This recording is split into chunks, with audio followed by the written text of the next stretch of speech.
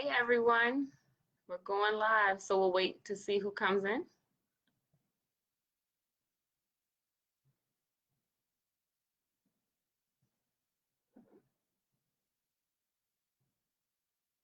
Hey Melinda and Lakia. Hey Shamia.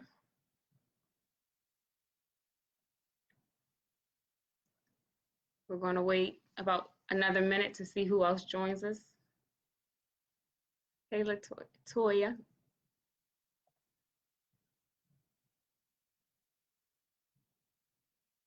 Hey Shamia. Hey Lakia. Hey Yinka. Craig.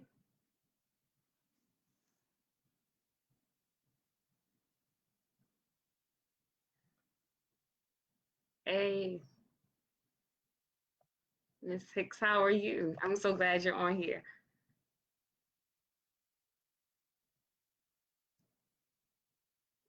Hey Lydell.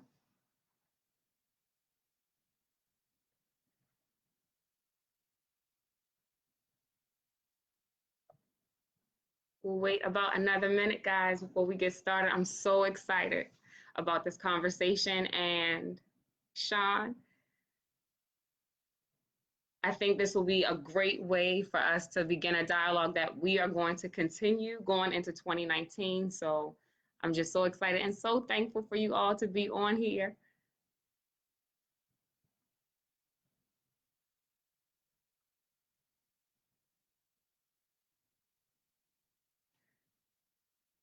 As we're waiting, I'll give you all just a little scoop. So how I'll be running the live tonight is I'll begin talking, but I'm going to be reading your comments and I'll be posting questions. Shamia is going to also post questions. She is my lovely, lovely, lovely administrative assistant.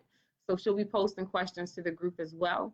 And also just making sure that I get to all the questions and all the comments that I can. But I want to make it as interactive as possible.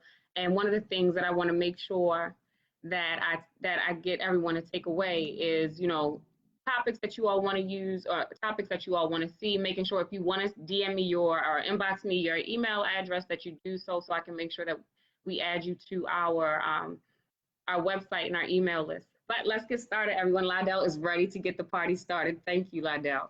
So, hey, everyone, I am Dr. Tara, and I'm so excited to be a part of this conversation. I want to just say, whenever I talk about the topic of parenting, I want to always ensure that it's a safe space for people and that people feel comfortable posing questions and also posting their experiences. One of the things that I always tell people about me is, my history is I've been doing parenting groups since I was 19.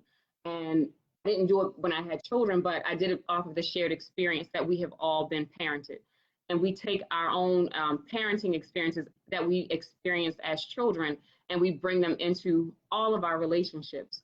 One of the things that I'll tell people too is that, as I'm doing parenting groups, is that parenting really sets the stage for every other relationship. The experience of being parented sets the stage for every other relationship that we're going to be in, starting with ourselves. My relationship with myself, my relationship with my friends, my relationship with my partner, which will be an entirely different segment. And then finally, my relationship with my children. And so when we're talking about the experience of being parented, one of the things that we want to acknowledge is that, it doesn't come with a manual and we often take from our own experiences. And some of those experiences include cultural experiences, how our own parents were raised and what they bring into their experience with us. The fact that a lot of times when they were parenting us or 20, 30, 40 years ago, there weren't many parent support groups. And so a lot of times people were doing things just off the whim or doing things really out of a fear base. One of the things that I want to ask you all and put it in the comment too is for those of you who are parents, I want you to think about your greatest joy and also your biggest challenge in being a parent. What has been your greatest joy in being a parent? Also, what has been your biggest challenge in being a parent? And then I want to start to break that down. And that your answers are actually going to lead us into our discussion for tonight. And we'll get into the Eva Marcel video, and we'll actually start to look at that from one of those two, from our two answers that we posed. So your greatest joy, your biggest challenge. Hey, everyone else who is just joining, if you want to respond in the comments, for those of you who are parents, And for those of you who aren't parents, but just have had relationships, what has been your greatest joy? What has been your biggest challenge?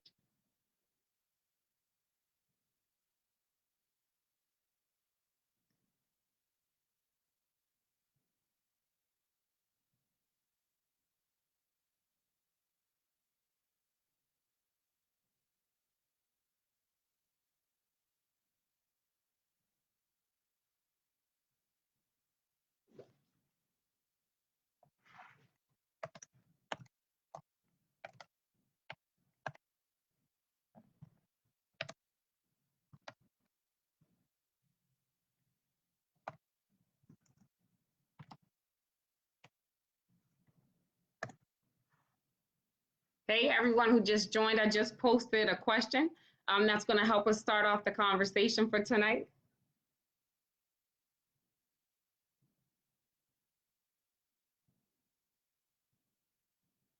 So, someone's greatest joy is watching her grow.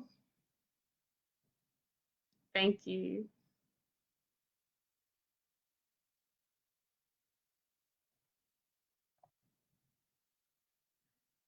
And even if you're not responding, I want us to think about that. So, from an emotional standpoint, Rachel is saying greatest joy being the smiles on their faces, biggest challenge. Potty training, amen. Greatest challenge, Jack Bay is saying finding the balance between keeping her free and providing balance. Lakia, seeing my daughter become a productive citizen, yes. Hey, Shantae, thanks for joining. So I want to break this down a little bit. Even if you didn't respond, I want you just to take a minute just to come into this space and honor everything that it took for us to be here. But let's break this down. So from an emotional standpoint, there are only two emotions that we have. Literally every single emotion that we experience can literally be traced back to one of these two emotions. And so if we were to look at our greatest joy, that would come from the emotion of love, right? So some of you actually say it. I love seeing her become her own little person. Benika is saying greatest joy will be watching her grow and making good decisions based off of the feedback that you and your husband give her. We love seeing our children prosper. Now, when we think of Toya saying greatest joy is seeing my kids grow and learn new things, I want to go back to now. I want to go to challenge. When we think about our biggest challenge comes from fear, right? So the fear is not being so overprotective. The fear is, finding balance. The fear is teaching new skills, of which potty training is one. As parents, every day we are making the decision, sometimes unintentionally or unconsciously, whether or not we're going to parent out of love or parent out of fear. Every day we're making that decision. And so I want you to think about that, because everything that we do as parents is literally shaping our children and how they're going to see themselves and how they're going to see the world around them. And so if we were to break down some emotions that come from fear, we would get anger, right? How many of us have ever experienced road rage? So my initial feeling is fear, but then I have to, drive for 10 minutes to follow you to let you know not to get too close to my car. So anger comes from fear, anxiety, resistance, control. Someone said that, the feeling like I have to be overprotective because I'm scared. And especially as parents of color, someone is saying boundaries. How do I learn what that fine line is between setting boundaries? And then, when we think about what are some emotions that come from love, we get joy, we get happiness. And the biggest one to me when working with parents is hope. It is my hope that my children will be better than I am. It is my hope that I will be an effective parent in the sense that they will learn skills that will help them master and navigate the world around them. And so when we think about the video that we watched with Eva Marcel, when we think about the dynamic that we saw play out, what we really saw is a power struggle. And a lot of times power struggles come from that fear, right? I have to reassert myself. Or when we think about that overprotection, it's because I want to reassert myself as a parent. And that introduces that whole tough love phenomenon, where I have to make sure that you understand my role as a parent, even if it interferes with your ability to express yourself. And so one of the questions that I want to now ask the group is, where does that come from? Where does the fear of our children expressing themselves come from? Because even It can even be seen as a sign of disrespect. It can be seen as a sign of, just reading the comments that we saw in the video, would be, oh, so she's acting like a brat, or Eva was acting like a brat, when she was really just trying to express how she feels. And when we understand as parents that sometimes we get into a power struggle, and if I'm not mindful, I will make sure that my feelings trump the feelings of my child, who in all actuality, I want to come to me, when they're experiencing sadness or anger or being upset or being hurt. I run the risk of shutting down an opportunity to have a teaching moment, or an opportunity to have a bonding moment, and more importantly, an opportunity to have a repair moment. And so when we think about that, and I'm going to Benika's her comment about challenging would be setting limitations, but still letting her make her own decisions. That's exactly what we saw in the video. We saw a situation where a mom was having a hard time with allowing her daughter to make decisions. And it literally came down to, I'm not going to allow you to experience this. I'm literally going to cut the conversation off. And so it made me, when I was watching the video, it made me actually think about the needs of children, the needs of everyone. So I want you all just to imagine a circle. And when I finish the FB Live, I'll make sure I post a link to it. There's a wonderful attachment group that we do called Circle of Security. And it talks about the needs of everyone, right? So when we think about our needs as people, our needs start literally, attachment process starts in utero, and it literally continues for the rest of our lives. And so I want you to think about a circle. On the top part of the circle, I want you to think about us exploring, right? So all of us as human beings have the need to explore. And then on the bottom part of the circle, we have the need to come in. And when we're on the top part exploring, one of the things that we want to make sure that as parents we're giving our children is we're responsive to 4 needs. So the first need is watching over them. So that looks like us not dictating. So, if you can think about your children when they were younger, how many of us can remember our children playing and playing, playing, and then they'll look over at us just to make sure that we're there, and then they'll go back to playing, right? I have a 13-year-old son, and sometimes he'll come sit next to me while he's doing his homework. The minute that I say anything, he gets up, like I have ruined the moment. And the reason for that is because sometimes as parents, we struggle with dictating. And so when I'm reading the comments about, overprotection or challenge, or challenging their behaviors, or feeling like control is a challenge for us, what we're really struggling with is allowing them to make their own decisions. And one of the things that we have to understand is that as parents, we have to allow our children to fail. And that's a hard pill that is a hard pill to swallow. And why is that? Because a lot of times as parents, and this is just culturally, I'm going to talk about that, as culturally, how many of us can actually remember saying, don't go out there and embarrass me, or make sure that you represent this family well? Because a lot of times we judge our success based on our children's behavior, based on how the world perceives them. And sometimes our fear, again, love and fear is what we have. Our fear will trump their natural curiosity to go out and explore. And Lakia, you're saying it's hard. It is definitely hard. And so the first need that children have is watch over me. And so that looks like us not dictating, us not saying, you know what, don't play with this toy, play with this toy, or don't do this, don't eat this food, eat this food, or don't, wear this dress, or don't apply to this college, apply to this college. And so by the time that we raise them and they become adults, I don't know how to make decisions for myself. So I'm looking to everyone else to decide for me what I need to do for myself. The second need, so watch over me is the first need. The second need that all children have is a need called help me. And the struggle that we have there as parents is whether or not to give them too much help, right? So am I enabling you, or am I forcing you to be independent too soon? And the struggle that we see here is a lot of times as parents, sometimes we will coddle our children. So I'm giving you too much help. And then when it's time for you to go out there, and we do that a lot of times through overprotection by not allowing them to explore. But then when they become older, again, I don't know how to fend for myself.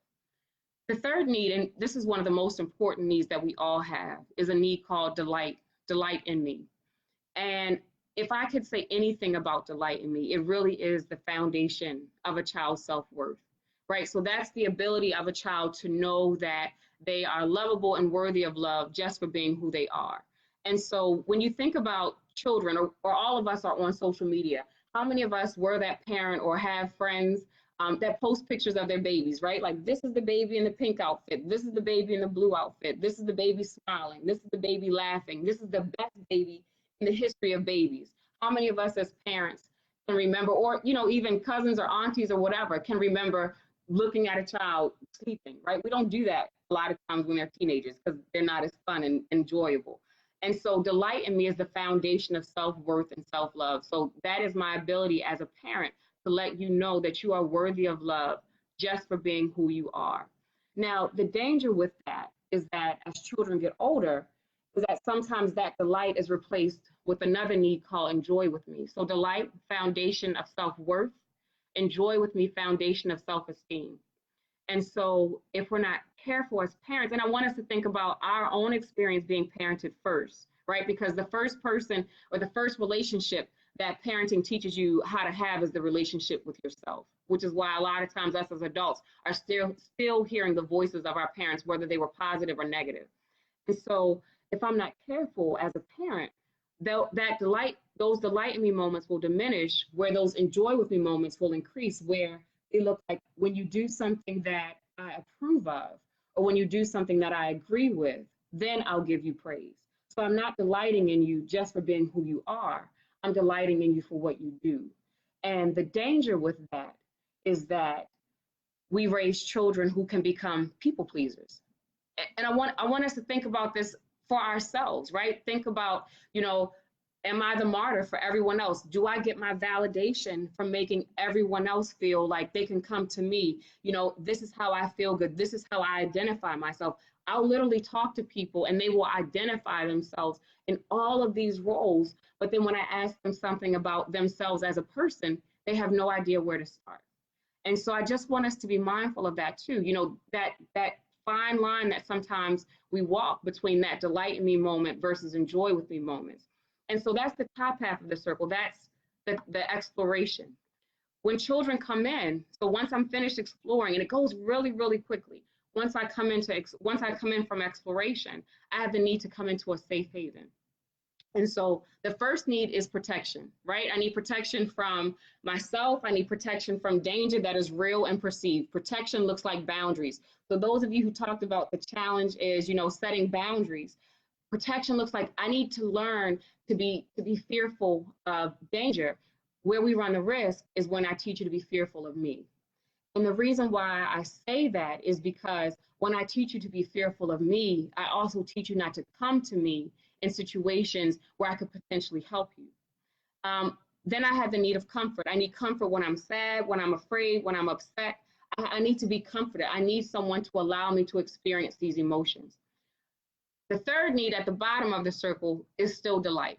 Now, if you all don't take anything else away from the group today, take away delight. Delight is so critical that it's on the top and the bottom of the circle. So delight in me at the bottom of the circle. So I wish I could see you all, but I would ask you all a question, by a show of fake hands, how many of us have ever been in love or really strong like before, right? So all of us can think about that. And then I would do a little bit of call response. How many of us can remember being, dating before the era of text messages? So we used to do something called talking on the phone, and there would be a point in the conversation where the talking stopped, and we would just be listening to each other breathe. And someone would say, you hang up. And then what would we say? You hang up. Melinda is waving, right? So you hang up. So we would do this little dance. And I give this example because children are programmed biologically to really be in love with their parents. How many of us can remember getting a picture drawn from our child when they were very small? That is their version of a love letter. I've been thinking about you for the past 6 hours. Here's something to let you know. And so when we think about delight, the first 4 minutes, yes, I want those days back too. But when we think about delight, the first 4 minutes of any reunification are critical to the relationship building process. So it's not just parent to child. So parent to child, spouse to spouse, a partner to partner, anybody, the first 4 minutes of reunification are critical to relationship building, meaning that I have to let you know that I have missed you, and I have to let you know that I have been thinking about you, that I'm happy to see you.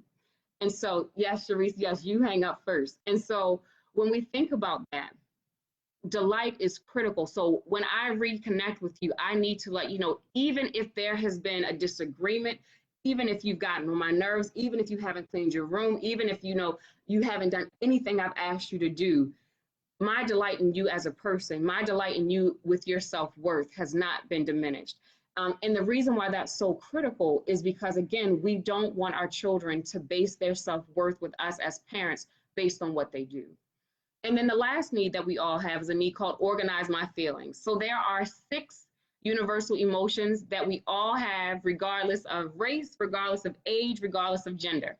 So they are joy, anger, fear, sadness, shame, curiosity. Joy, anger, fear, sadness, shame, curiosity. 6 universal emotions that we all have. Now, the interesting thing for children, and this is what I always say, is, who has the best tantrums, parents or children? Parents, right? I get to have a bigger tantrum than you, right? So I'm bigger than you, I'm louder than you, I'm stronger than you. You're upset. Well, guess what? I'm upset too. And the interesting thing about these 6 universal emotions, and this is where it's critical about how we have been parented ourselves, is that I have learned to deal with, or what we use is a term called be with. I have learned to be with certain emotions literally based on how I experienced them as a child. So if in my household, the thought about love or closeness or joy wasn't shared, I struggle with that in my relationships, not just with my child, but in my relationships with romantic partners, in my relationships with friends. If anger wasn't necessarily expressed until someone was raging, then I struggle with controlling my anger. Either I'm going to be a person who lets anger build up, build up, build up, build up, build up until I explode, or I'm going to keep it in and I'm not going to say anything ever. And so when we think about these 6 universal emotions, we all have emotions that we're better at dealing with. So for me, when my children are upset, or when my children are happy, I'm not the parent that says, you know what, stop smiling before I give you something to be smiling about. But when they're angry, based on whether or not I'm angry too, I may or may not be able to be with them. And so what that teaches children is that, I can only show this person certain emotions. And if hopefully everybody watched the clip of Eva, if you all saw the moment that she started crying, she was experiencing sadness. She also may have been experiencing shame. I wasn't there, so I can't say. However, what I did see is that she knew that she couldn't experience that emotion with her mother. And she reached out for her mother. She gave a warning that she was about to leave. When a person is experiencing emotion that they want to experience by themselves, they don't make an announcement. I just walk away. But in that moment where she got up from the table and said, I need a minute, what she was looking for was a connection. When we think about the behaviors of our children, or when we think about the behaviors of people, just period, every single behavior that we do is literally done in order to get an emotion met. Every single behavior that we do. And so as parents, one of the things that we want to remember, and oh no, Lakia, don't put a sad face. Let me preface this by saying there are no perfect parents. There are no perfect parents. And the beauty of that is that it gives us the opportunity for repair, which is essential to our relationship building with our children. Our children need to see us make mistakes, and more importantly, they need to see us come back together to repair those mistakes. So don't feel bad. We all mess up. But the thing that I want us to understand is that children as young as 11 months know whether or not a parent is able to meet their need, right? So they will know that, oh, okay, I have a child who's eager to explore, and this makes my parent uncomfortable. So I learn to hide that need because I want to make sure that the parent is okay, right? So children are hardwired. We've all been hardwired to, with the understanding that, if mom or dad is okay, then I will be okay too. And yes, Shami, I love that you said that we all have opportunities to repair, right? Because children are so hardwired to be connected with us. We are still adults. One of the things that we saw in the video is here you see an adult child still working to repair that relationship. So it's never too late.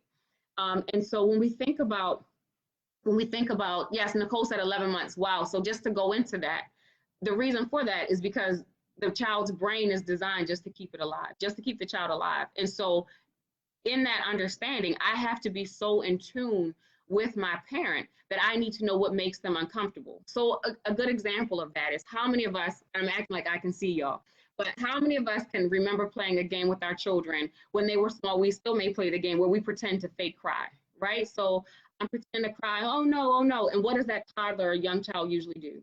They usually come over and comfort us. And if we take it too far, then that child may begin to cry themselves, right? So stop playing that game. But why do they do that? Because they're hardwired to know that if I can make sure that mom is okay, then I'll be okay. And so what we saw in that clip between Eva Marcel and her mom is I'm willing to forego or deny my need because I need to make sure that you're okay. So let me go get myself together, and then I'll make sure that, then I'll make sure that you are okay. And so let's think about this from an adult perspective.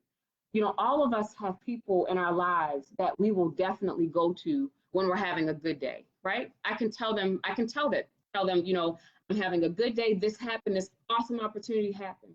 On the flip side of that, all of us have people in our lives that we definitely will not go to when I'm having a bad day.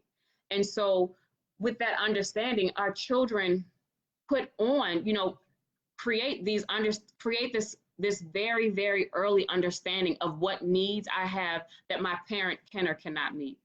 And so, Lakia, you said that's pressure. And it's pressure on both parts. It's pressure for the child, right? How many of us have ever felt the need to be the perfect child, right? How many of us have ever felt the need, I can't make a mistake. And then so the thing that we want to be mindful of with parenting is that if I am not mindful, or if I'm not conscious, I can unintentionally create the same kind of culture or the same kind of household that puts that same pressure on my child, right? So I know how it felt to have to act this kind of way, show this emotion, not show this emotion. And so when we think about it, we want to make sure that we're not doing this. So Nicole and Lakia, I don't know if y'all are waving or have questions. If you have a question, please just type it. I'm looking at the questions as they come up. So I don't know what that means. I'm not that technologically savvy. So if you have a question, please feel free to type it and I'll answer the questions as you come up, as they come up. But I want this just to create a deeper understanding of how children operate. And yes, so somebody says still trying to be perfect in my mom's eyes, and the pressure that has, right? So understanding too that my mom's fear of perfection, or fear of what imperfection may look like, right? So that fear of being judged, or Dion says there wasn't room to fail as a child, the pressure that it put on me, and how it has taught me to shape my relationship with other people, namely myself, so that when I mess up myself, I may be harder on myself than I would have been. And so part of, okay, that's us raising our hands in agreement. Thank you, Nicole. Thank you for putting me down. Thank you for putting me down.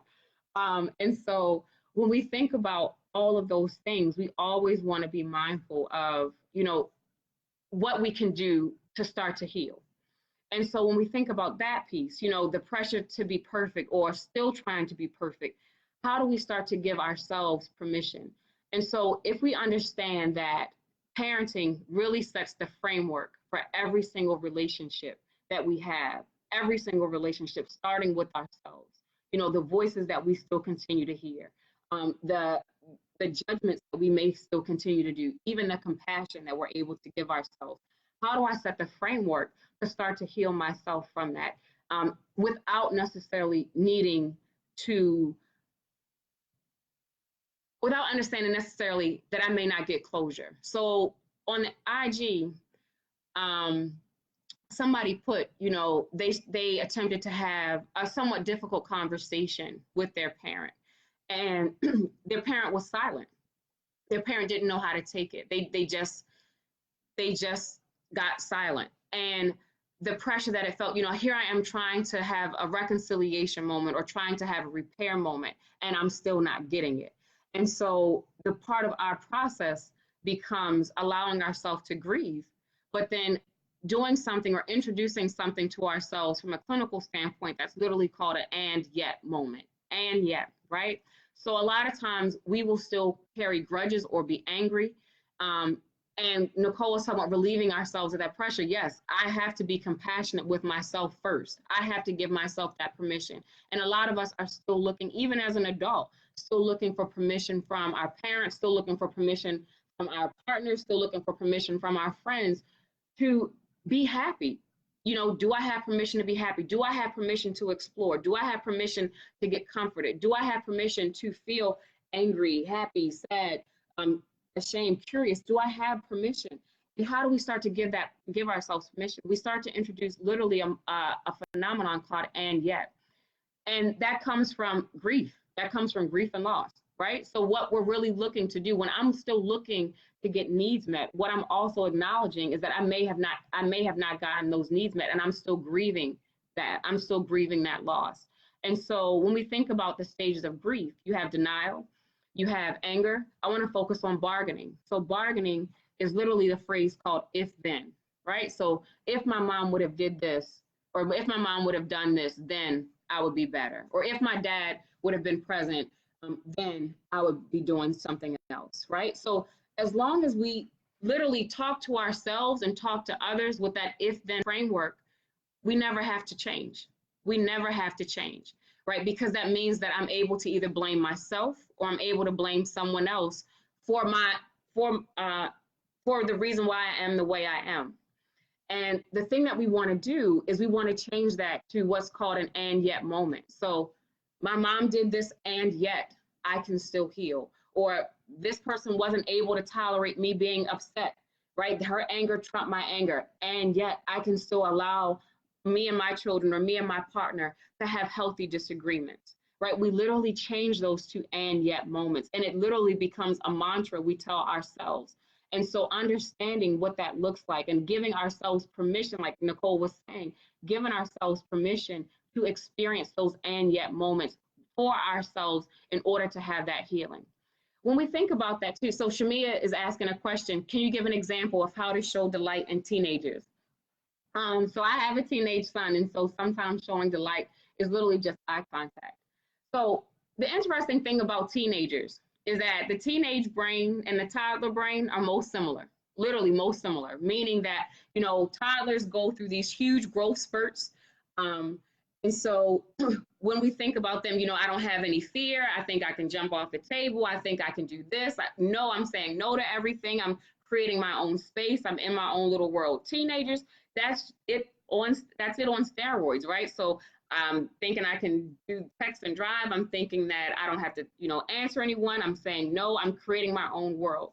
The difficulty for us as parents is that usually toddlers are a lot cuter and smell better than teenagers. And so, you know, when we think about teenagers, it's easy to see them as almost being an adult. It's easy to see them as an adult with a difficult personality. However, what we want to see them as a child who's going through a major growth, a major emotional change, that I need that same amount of support that you would give to a toddler or an early preschooler. And so when we think about that, one of the things that we can do is just be consistent, right? So the interesting thing about teenagers is that I may act nonchalant when you're showing me delight, when you're showing me, hey, I'm happy to see you. Hey, I'm really pleased in what you're doing, or, you know, I'm happy that you're here, right? Just saying those words, I'm happy that you're here, even if you're acting difficult, what we would call difficult. So one of the examples that I'll give to parents is, you know, I see that you're having a difficult time, but I really want you to be a part of this, or I really want to share this experience with you. And when you're ready, I'll be here. That's the biggest way we can show delight in anyone. And so when we do that, one of the things that we free up is we free up the pressure for them to have to conform, because we want to give them permission to feel any emotion that they experience. I want to give you permission to feel any emotion that you experience. I never want to stop your emotion. I may need to stop the behavior or modify the behavior, but the emotion is always allowed. And when we think about a lot of times how we were raised culturally, you know, those organized those our feelings moments, those 6 universal emotions. If I had an emotion that, you know, my parent or my grandparent or someone who was raising me didn't like, usually I was met with overpowerment. So that's that, you know, stop crying before I give you something to cry about, which I always say, you already gave me something to cry about. So, you know, you don't need to do anything else. Or I'm going to try to minimize your feelings, right? It wasn't that bad, right? What are you doing that for? It's not that bad. You'll be okay. Or I'm going to try to distract you. Don't worry about them. Let's go do something else. And so when we think about that, we want to always be mindful that I'm going to allow you to experience whatever emotion it is. And so sometimes as parents, what we think about is, their emotions trigger our fear. And so what we think about is, only one of us is allowed to experience an emotion. And that's not true. You can be angry. That's okay. You're allowed to feel whatever it is, because as parents, what we want to drive home to our children is that I am the safest place for you to experience any emotion. I am the safest place, right? Especially being parents of color and knowing how society is, I want you to experience it with me first before you take it out there, because may need to talk about it. We may need to modify some things, but I always want you to bring it to me first. And I can't get you to do that if I'm shutting you down, if I'm minimizing it, or if I'm using distraction as a tool to make you forget about it. I have to allow you to experience it. So when we think about all of this too, a lot of times this goes against what we've been taught, right? And the reason why we're here today is to have that conversation about tough love. And so one of the questions that I want to ask the group or everyone listening is, what does tough love look like, and how have you experienced it yourself? Like, are you an advocate of tough love? Are you a recipient of tough love? What are your thoughts about it? And so I'm going to post that to the group.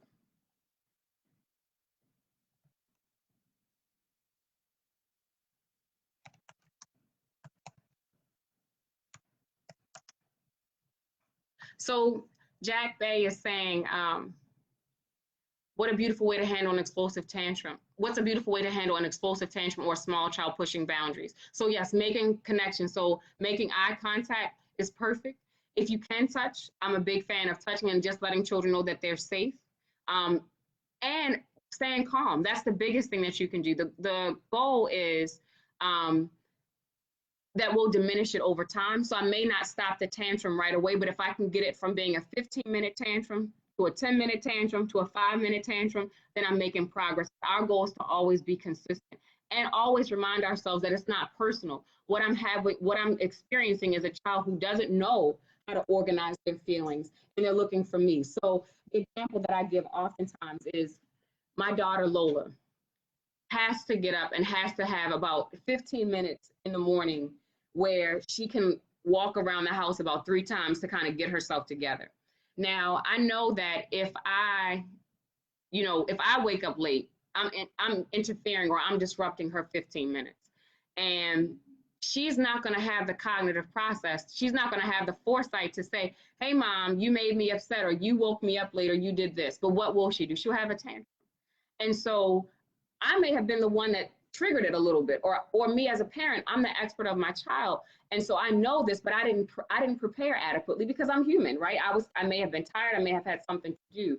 And so in those moments, I need to be there with her to let her know that it's okay, even if we still need to keep moving, but her feeling and her emotion is okay. It's okay that you're upset. So literally saying those words to them, literally saying one of those 6 emotions. I understand that you're sad. I understand that you're upset, because that's really what we want. When we think about children, we want to see them even as ourselves. If I'm really upset about something happening to me, the last thing I need for someone to tell me is, you don't have a right to be upset about that. Oh, you don't really need to be upset about that. I'm not going to ever talk to you ever again. I'm not. I'm going to call someone and actually talk about you. And so our children are not going to do that, thankfully, but we want to always give them the emotion. Sharice is saying that I'm a recipient and also show it in my parenting, mainly because I have girls, Black girls. So I want to break that down. So what does that mean, Sharice? So tough love. Why do we do tough love on Black girls? Because we see what happens a lot of times when Black women have been recipients of tough love. What does tough love create, or what is that pull or that push that we have towards tough love?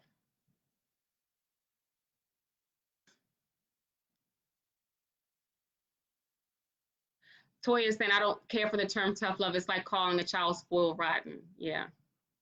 And the interesting thing about spoiling too is that, if I'm meeting your needs, I'm not spoiling you. And so when we think about tough love, a lot of times what we're doing is I'm denying myself from meeting a need. I'm denying myself from making a connection with you because of fear, right? So when we think about the term tough, I have to be tough for what? You know, what is that fear that's promoting that tough love? Sherry is saying that's my son and I'm cussing because I'm running late and then he starts crying. So even if I take out the cussing, he still may cry. Yes, that is very true because why? Just like we are the experts of our children are the experts of us, right? So you don't have to cuss at me at all, but if I can see it in your tone, if I can see it in your body language, if I can see it in your face, I'm going to react to that because again, I'm so in tune with who you are. I'm so in tune with your movement that literally your day is going to impact my whole mood. You know, a lot of times when we think about our children's whole day is based or basically scripted based off of what we have to do. And so if I've learned to accommodate your day and I'm trying the best that I can and I just can't keep up, you lose it. Guess what? I'm going to lose it too. And then what do we say a lot of times? Go over there and get yourself together. Go over there and stop crying, or go over there and come back once you've gotten yourself together. And the interesting thing is, I don't know what I'm getting together, right? And clearly you can't help me because you've lost it. And if you've lost it, you can't help me find it. So then what we have as children, so what we've learned to do is we've learned to stop behaviors that haven't met the need. And when we look at that video with Eva Marcel and her mom, what we see is a need that is crying out. So in that moment, she needed comfort. In that moment, she needed somebody to organize her feelings. In that moment, she may have needed someone to delight in her. And she wasn't able to get it because her mother wasn't able to respond to that. And that made her feel uncomfortable. And understanding that from a parent standpoint is, going back to Sharice's point about tough love. When we think about tough love, a lot of times what we deny, especially to Black girls, is the opportunity to experience a full set of emotion. I feel like I have to raise you a certain way so that the world won't, do this to you or do this to you or do this to you. However, I haven't prepared you to feel all the emotions. So a lot of times when you feel these emotions, you don't know what to do with them. Rosalind is saying I feel that I'm a tough love parent because I feel that society is going to be tough on them. And I fear sending them out into the world unprepared. Rosalind, I love, love, love, love your response. I think everybody on here can relate to that. And I'm saying that because when we think about society, what we often see are moments in society where our children are not shown compassion, our children are not shown second chances. And so the counter to that is that if I know society isn't going to give you that, then I want to make sure I give you that because I want to make sure that you know that that's what you deserve. If I am the one who is clipping your wings, right, keeping you close, or not letting you explore, not letting you be curious, or not allowing you to experience your emotions, then one of the things that we can see is when you go out to society, you don't know what your worth is, right? Because you haven't gotten necessarily that delight. And so I'm more willing to accept society's images of me because I haven't necessarily been able to get those needs met somewhere else. And Nicole, I'm going back to your comments. So what you're saying, that her mom was displaying tough love in that moment. So yes, that was the argument. I'm going to put my foot down and say, I'm not going there with you. We're not having this conversation, which means that in that moment, Eva's mom's feelings trumped her feelings. And so you just have to deal with it, right? I said what I said moment. I said what I said, and you deal with it. Lakia, and sometimes we have to be tough to give our Black kids a taste of reality because this world will not coddle them. So similar to Rosalind's point, and understanding too that, and I'm going to counter that. One of the reasons I think, one of the reasons why I think I struggle with that when we think about tough love and Black children in our society, when we look at Black children, so around the ages of middle school, our role as parents drops, right? So our children are influenced by 4 things. So they're influenced by media. Media is actually taking number 1, peers, community or society, and then 4th is parents, right? So those are the influences because they're entering a stage of figuring out what their identity is. So if my social workers I saw Tuesday on here identity versus identity diffusion in Erikson's stages of development. So who am I and who am I trying to be? And so when we think about that, one of the things that we want to understand is that if I'm not careful, and if I understand that the world will not coddle you, but I'm operating, so when we think about that form of tough love, that's operating out of a fear, right? That's operating out of fear-based parenting. And so if I'm operating out of fear-based parenting in that moment, I'm not giving you the full experience of what you're worth. I'm not doing that delight. And we just found out that delight is one of the most important needs that we can give someone, the ability to know that they're worthy of love just for being who they are. And so if everything I'm teaching you is based on what you do, which is a common lesson that so many children of color get, right? You have to work twice as hard. People are not going to give you a second chance. People are not going to do this. And so we're literally training them to perform in order to understand their worth. If I'm not able to coddle you and comfort you and even protect your emotions, then I know that you're not going to get it. So that just means what does that child do with their emotions, right? Because the needs don't go anywhere. Lakia saying, I don't think her mom was displaying tough love, but rather manipulation and a bit of selfishness. So when we think about tough love, let's play into that. So tough love in the moment, whose needs does it suit? And a lot of times it suits the needs of the parents, right? So I'm doing this because I believe it'll benefit you, but I'm also doing this because this is what I sometimes feel most comfortable in doing. And a lot of times, again, it goes out of that fear. I'm going to keep going back. Love and fear, only two emotions that we have. Every other emotion that we experience comes out of that. And a lot of times we parent based on that. And so when we think about that tough love too, so Nicole said, I'm conflicted about tough love. I feel like that's how my mom raised me, but I'm not sure the lasting result was positive, and yet I find myself doing the same thing to my kids. So no, Nicole, and I want to say so to Nicole, the other Nicole, no, tough love is not always wrong. When we think about tough love from a needs-based perspective, right? Tough love from a needs-based perspective looks like boundaries. So when I'm able to set boundaries, when I'm able to reinforce those boundaries from a place of me understanding what your need is, and also from a place of me trying to protect you, then there's balance. But when I'm doing tough love literally just to calm myself down, or literally just to meet my needs, or to make me feel more comfortable, then it becomes an issue because I'm not able to meet your needs.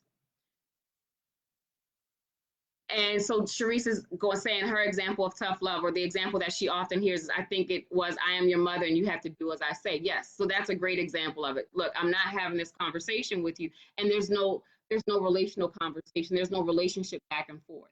And so going back to the other Nicole Newborn's point too, one of the things that we understand as parents is that parenting is a learned behavior, right? So if this is what I was exposed to, again, brain normalizes it. So if this is what I was exposed to, then this is what I'm going to do. And so even if I don't have another skill, then I'm going to do what comes naturally. Oh, you do this behavior triggers this type of reaction. And so I think one of the most important things that we can do for ourselves, and Nicole Johnson said it earlier, is being compassionate and giving ourselves permission. I'm giving myself permission. So when I find myself doing it with my child, and it may take a day, it may take 2 days, coming back and saying, you know what, I think there was a different way I could have handled that situation. Let me go and have a repair moment. One of the beautiful things about relationships is that there's always room for repair. And when we think about it from that tough love angle, one of the things that we always want to acknowledge is that when I'm able to set boundaries that teach, and this goes back to the whole purpose of discipline, which we've said before, the purpose of discipline is really just to teach, right? It's not to shame, it's not to make you feel bad, it's not to, put you in a position where you're getting hurt, it's not to reassert myself as the dominant figure or having the control. The purpose of discipline is really to teach. And so if I'm able to to set a protection or protect you with a boundary that teaches you a skill, even if I don't see the manifestation of it, because we also know as parents, I may not see the manifestation of it until 10, 15 years down the line. And so like you said, look here, parents are wiser and some things are non-negotiable. And I agree, right? So if I make this rule, then that is the rule. And if you cross that rule, then there are certain consequences. So I'm not going against that. one of the things that we always want to be mindful of, though, too, is when we think about teaching, sometimes we can allow ourselves to give explanation. And so when we think about that, understanding that as a child, you may not understand. And so, just like I would tell you, don't go onto the street because cars are coming. I can also sit down and have conversations with you about, and I think, like here, you talked about the tough level with society too. I can also have conversations with you about this scares me, and I don't want to parent you out of fear. However, this is what my fear is. And because of that, I don't feel comfortable with you doing this, or I don't feel comfortable with you doing this, because one of the things that we want to do is increase our child's awareness of what's going on in the world around them. So we're almost at time. I want to see if anyone else has any other questions. It has been a wonderful 51 minutes. This went by so fast, but if you have any other questions or comments that we can answer really quickly, if there are any other topics that you want us to talk about, there's something else burning on your mind. But when we think about, I just want to end with the thought, when we think about Eva and her mom, what we really saw is really a relationship pattern that was built on, and I'm going to say, her mother's best intentions. I have yet to meet the parent that has said, you know what, my goal in life is to ruin my child. But literally based off of my own experiences, if I'm not mindful, certain emotions that my child experiences or certain emotions that my child feels, I'm not going to be able to handle them if I've never been able to feel them. And so when we think about, again, going back to that tough love conversation, I just want us to understand that sometimes the impact of that may mean that I'm shutting down an emotion or I'm shutting down a need. And so I'm setting up the opportunity for my child to struggle with that later on. Nicole said, I'm calling you after this. I'm not done. Well, thank you, Nicole. Thank you, Nicole. But any other topics that you all want to see, thank you all so much for tuning in. I hope that it was enjoyable or helpful. One of the things that we want to do just moving forward is that we want to continue these conversations. We're going to be talking about parenting. We're going to be also talking about how parenting, our own experience being parented, literally impacts every relationship that we're in. We're going to be talking about parenting and its impact on us in relationships as couples. Because again, the last person who gets our actual parenting experience is our children. Everyone else gets it first, and so how we deal with our own emotions, how we deal with our we'll go into parenting and mental health, how sometimes parental anxiety can lead to child anxiety, or parental depression can lead to child depression, or parentification of that child too. And so I want to make this open. So if there are other topics that you all want to see us talk about, we'll be able to bring polls in. You can feel free to leave a comment or shoot me an inbox. But thank you all so much for tuning in, as always, as always, as always. And so I hope this session was helpful. Again, like I said, if there's anything else that you all want to talk about, any other topics, please post a comment. Have a wonderful evening, everyone. So I don't know how to do the hand emoji, so I'm just going to wave. Peace.